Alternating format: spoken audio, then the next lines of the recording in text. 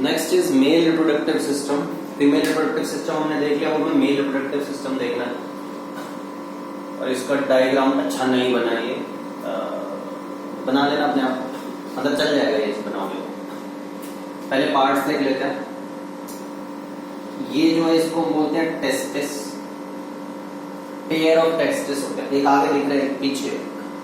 ये जो है इसको हम बोलते हैं स्क्रोटम, ये पेनिस, ये यहां पर यूरेथ्रा, ये है वाज डिफरेंस,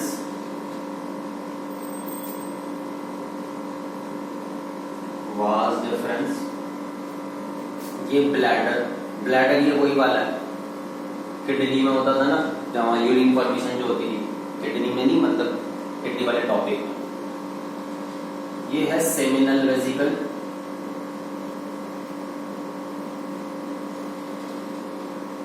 ये है prostate, prostate gland, seminal vesicle की ग्लैंड। होता क्या है, मतलब सिंपली देखें तो जैसे फीमेल के अंदर ओवरी है, मेल के अंदर टेस्टिस है। ओवरी एग रिलीज करती है, टेस्टिस स्पर्म रिलीज करता है, ठीक है ना। मेल गैमेट टेस्टिस रिलीज करेगा, यहां से स्पर्म रिलीज होगा, ये वाज डिफरेंस वाली ट्यूब से जाएगा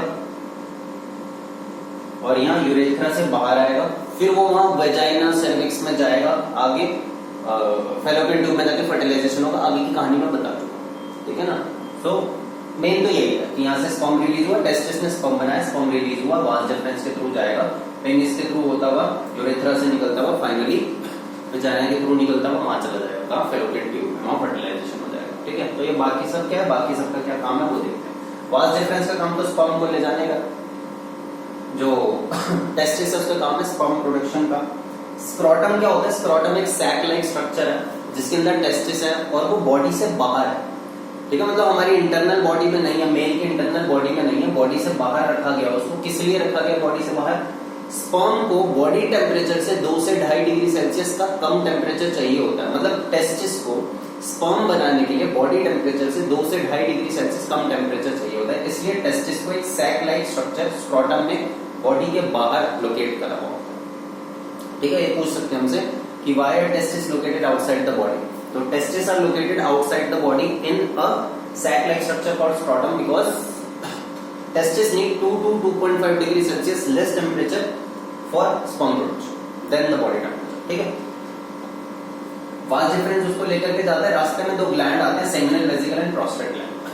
सेमिनल वेसिकल और प्रोस्टेट ग्लैंड, उसके अंदर यहाँ से स्पर्म्स आ रहे हैं, सिर्फ सेल्स हैं वो, उसके अंदर फ्लूइड सिक्रीशन डालेंगे, फ्लूइड लाइक सिक्रीशन डालेंगे, जिससे वो और मोटाइल हो जाए, आसानी से मोबाइल हो जाए, मूव कर सके स्पर्म आसानी से। लिक्विड में बना देंगे उसको, लिक्विड डालेंगे उसके अंदर और सिक्रीशंस डालेंगे उसके अंदर। So seminal vesicle prostate glands sperm के अंदर सिक्रीशंस डालते हैं ताकि वो लिक्विड हो जाए, फ्लूइड हो जाए, मूव आसानी से कर सके और उसको न्यूट्रिशन मिले, फ्रक्टोज ग्लूकोज वगैरह उसको न्यूट्रिशन मिलता है, ठीक है। सेल है क्योंकि वो, उसके बाद वो यहां से आता हुआ यूरेथ्रा से फाइनली बाहर इजैकुलेट हो जाता है, फिर वो वहां से फीमेल रिप्रोडक्टिव ट्रैक्ट में जाएगा और वहां फर्टिलाइजेशन करेगा, ठीक है।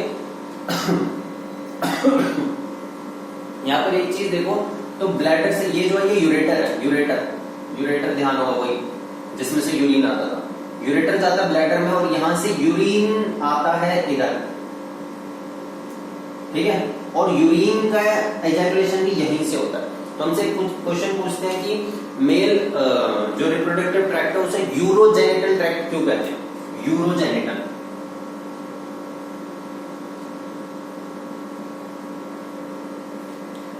यूरोजेनिटल इसलिए कह रहे हैं क्योंकि एक कॉमन पैसेज है यूरिन के लिए भी और जेनेटिक फंक्शन के लिए भी, है ना। स्पर्म के लिए भी, जेनिटल मतलब वो स्पर्म से रिलेटेड आ रहा है, ठीक है ना। तो in male reproductive system there is a common passage for urine as well as for sperms, that's why it is called urogenital tract, ठीक है। हाँ, तो इसके अंदर इतना ही है, डायग्राम बना करके हर स्ट्रक्चर का फंक्शन, मतलब हर पार्ट का स्ट्रक्चर मैंने बता दिया तुम्हें, फंक्शन एक्सप्लेन कर दिया उसका, ओके, इतना ही है। और स्पर्म्स बहुत सारे, बहुत millions of sperms are release, तो ताकि फर्टिलाइजेशन का चांस बढ़ जाए, ओके। अच्छा, स्पर्म में टेल होती है, मूव करने में आसानी होती है और उसका ऐसा हेड होता है, ताकि वो जाकर के वो एग को फर्टिलाइज कर सके। ओके,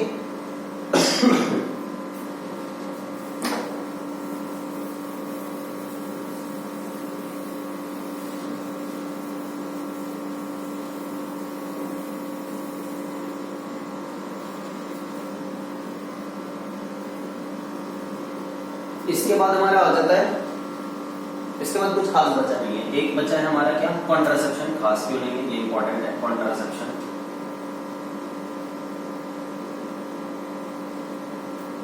कॉन्ट्रासेप्शन से कहने का मतलब होता है फर्टिलाइजेशन ना हो, ठीक है ना। कॉन्ट्रा का मतलब होता है अगेंस्ट, तो अगेंस्ट फर्टिलाइजेशन, फर्टिलाइजेशन ना हो मतलब मेल फीमेल गैमेट्स का फर्टिलाइजेशन ना हो, उसी को हम कॉन्ट्रासेप्शन बोलते हैं। तो ऐसा क्यों ना हो, फर्टिलाइजेशन क्यों ना हो मेल फीमेल का,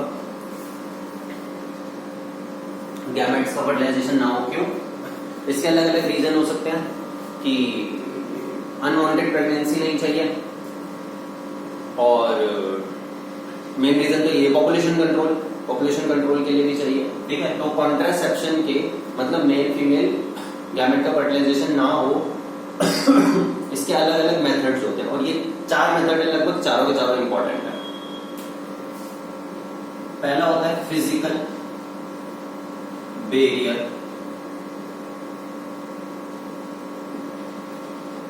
दूसरा है केमिकल, तीसरा है सर्जिकल, और चौथा है IUCD, intra uterine contraceptive devices.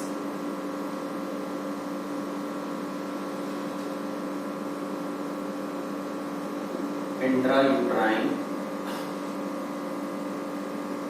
Contraceptive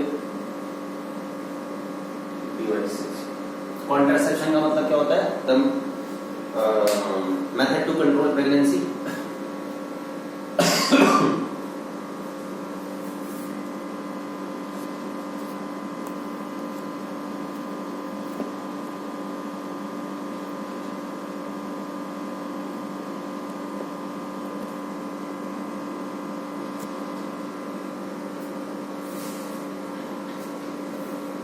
तो physical barrier, chemical, surgical and intrauterine devices, IUCD सारे पढ़ लेंगे हम। फिजिकल बैरियर नाम में लिखा है, इसके अंदर हम क्या करेंगे, जो मेल और फीमेल गैमेट है उन्हें उनका फर्टिलाइजेशन होने से रोक दिया जाएगा। या तो जो स्पर्म है वो वेजाइना के अंदर ना जा पाए, अंदर तक वहां फैलोपियन ट्यूब तक ना जा पाए, ठीक है।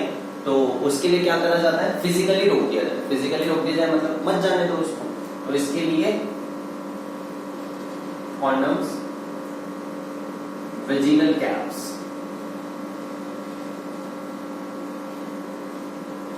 ठीक है। तो जो पेनिस है उसके ऊपर कॉन्डम लगा करके क्या हो जाता है कि जो स्पर्म होगा वो आगे नहीं जा पाएगा। ओके, वेजिनल कैप वेजिना के ऊपर लगा सकते हैं, वहां से भी स्पर्म अंदर की तरफ नहीं जा पाएगा। ओके ये सबसे सेफ मेथड होता है फॉर कॉन्ट्रासेप्शन। इसके कोई साइड इफेक्ट्स नहीं होते, बाकी सबके कुछ ना कुछ साइड इफेक्ट्स होते हैं, ठीक है। इसके कोई साइड इफेक्ट्स नहीं होते। केमिकल में कुछ पिल्स ली जाती हैं, ओरल पिल्स ली जाएंगी, मतलब दवाई ली जाएंगी, और उससे फिर या तो जो जायगोट बनेगा वो मर जाएगा, जो जायगोट सिंगल सेल जो बनेगा वो फर्टिलाइजेशन होने के बाद मर जाएगा। लेकिन इसके साइड इफेक्ट्स होते हैं, ये बॉडी के अंदर हार्मोनल बैलेंस को चेंज कर देता है, ठीक है ना। फीमेल बॉडी के अंदर हार्मोनल बैलेंस को चेंज कर देगा। 2 हार्मोन्स होते हैं, progesterone and oestrogen. Oestrogen pregnancy को सपोर्ट करता है, प्रोजेस्टेरोन उसे रोकता है। तो वो प्रोजेस्टेरोन जो पिल्स होती है वो प्रोजेस्टेरोन एस्ट्रोजन ही है, मतलब आर्टिफिशियल है, बॉडी के अंदर लिया जा रहा है, ठीक है। कि प्रोजेस्टेरोन उसमें ज्यादा हो जाएगा तो फिर वो फर्टिलाइजेशन नहीं हो पाएगा, प्रेगनेंसी अवॉइड हो जाएगी। लेकिन हार्मोनल बैलेंस चेंज हो गया बॉडी का, जो कि अच्छी बात नहीं है बॉडी के लिए, ठीक है। तो इसके साइड इफेक्ट्स होते हैं कि बॉडी का हार्मोनल बैलेंस चेंज हो जाएगा। सर्जिकल में भी तुमने देखा होगा, जो टेस्टिस है, टेस्टिस के अंदर से वास डिफरेंस निकल रही है ना, वास डिफरेंस को काट के बांध दिया जाता है, तो अब उसमें क्या हो जाएगा, स्पर्म आगे जा ही नहीं पाएंगे, ठीक है। तो सर्जिकल मेथड क्या होता है, जिसके अंदर हम क्या करेंगे, the vas deferens is cut and tied ठीक है ना, वाज डिफरेंस को काट करके बांध दिया जाता है so that sperms may not proceed further. Semen जाएगा आगे, वो जो लिक्विड फ्लूइड मिला था स्पर्म के अंदर एंड अल्टीमेटली वो सीमन बन जाता है, सीमन जाएगा आगे लेकिन उसके अंदर स्पर्म्स नहीं होंगे क्योंकि हमने उसे काट दिया। तो मेल के अंदर जो सर्जिकली वाज डिफरेंस को काट के बांध दिया जाता है उसको हम बोलते हैं वैजेक्टोमी। ये एक्टोमी का मतलब ये होता है काटना, वैज वाज डिफरेंस को, ठीक है। फीमेल के अंदर फेलोपियन ट्यूब को काट के बांध दिया जाता है। फेलोपियन ट्यूब होती है ना ऐसे करके, यहां से ओवरी थी तो यहां से इसको काट के बांध दिया तो हम इसको बोलते हैं ट्यूबेक्टोमी। उसमें क्या होगा, जो एग है वो आगे निकल रहा है। ओके, नेक्स्ट है IUCD, intra uterine contraceptive devices. ये कुछ ऐसी डिवाइसेस होती हैं जो यूट्रस के अंदर लगाई जाती हैं, इंट्रा यूट्राइन, ठीक है ना, यूट्रस के अंदर लगाई जाती हैं। जैसे इसका एग्जांपल है कॉपर टी, ठीक है, टी शेप की होती है, इसको मतलब ऐसे करके होती है, यहां से ऐसे नीचे हो जाएगी ऐसे, तो इसको वजाइना के अंदर यूट्रस के अंदर डाल दिया जाएगा। कोई सर्जरी नहीं करी जाती, वैसे ही डाला जाएगा, यूट्रस के अंदर डाला जाएगा। ये कॉपर की होती है और ये जो जायगोट होता है उसको किल कर देंगे, जायगोट को, कॉपर के आयंस होते हैं, कॉपर आयंस जायगोट को किल करेंगे। लेकिन इसकी वो है इरिटेशन हो सकती है और कॉपर आयंस जाएंगे स्किन के अंदर तो उससे इन्फ्लेमेशन भी हो सकता है, ठीक है। तो साइड इफेक्ट्स हैं इसके, क्या साइड इफेक्ट्स हैं, कॉपर आयंस होंगे, स्किन के साथ इरिटेशन करेंगे, इन्फ्लेमेशन हो सकता है। सर्जिकल का इरिवर्सिबल है, एक बार हो गया तो हो गया, काट दिया तो काट दिया, अब उसको आगे हमने वाज डिफरेंस को काट दिया, ट्यूबेक्टोमी को काट दिया, तो उसको आगे दोबारा नहीं करा जा सकता है, ठीक है ना। सो वो इरिवर्सिबल है। केमिकल में बताया कि हार्मोनल बैलेंस चेंज हो जाता है बॉडी का, which is not good. Physical barrier में ऐसी कोई दिक्कत नहीं, ठीक है। तो बेस्ट कौन सा है, फिजिकल बैरियर, ओके।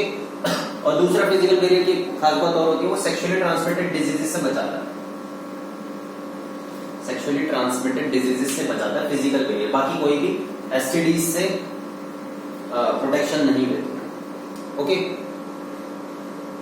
ये हो गया। इसके बाद चैप्टर खत्म हो चुका है। इसके बाद बस एक चीज है कि सेक्सुअली ट्रांसमिटेड डिजीजेस है थोड़े, उनके डिजीज क्या है और उसका पॉजिटिव एजेंट क्या रखना। जैसे सिफिलिस है, गोनोरिया है, नोट्स में लिखा हुआ, उसको सिर्फ लर्न कर लेना, मैं नहीं बता रहा। एंड एड्स में अलग से बता देता हूँ, बस 9th में भी पढ़ा वैसे तो, एक्वायर्ड इम्यूनो डेफिशिएंसी सिंड्रोम, और इसका पॉजिटिव एजेंट क्या होता है, HIV, human immuno deficiency virus. ध्यान होगा, ह्यूमन इम्यूनो डेफिशिएंसी वायरस, ठीक है।